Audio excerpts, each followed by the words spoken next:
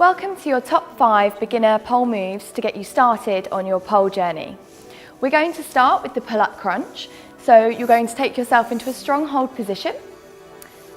You're going to engage your shoulders back and down and engage your lats. From here, you're going to engage your core and you're going to lift your knees up towards your elbows. From here, you're going to control your exit and place your feet back on the floor. If you're struggling with this option, we can take it down a level and you're going to place your hands back in your strong hold.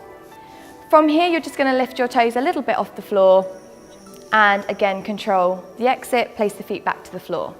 If you're still struggling with this move and have a training partner, you can ask them to spot you. So you're going to go back into your strong hold. They're going to place their hand behind your back in a cup grip position. From here, they're going to take your outside leg.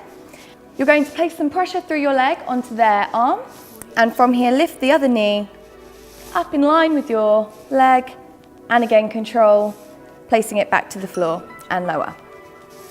Our top tips for this move are engage your core, exhale as you lift your knees, and don't worry if you're still struggling with this because this is our first conditioning exercise to prepare you for some moves you'll be learning later.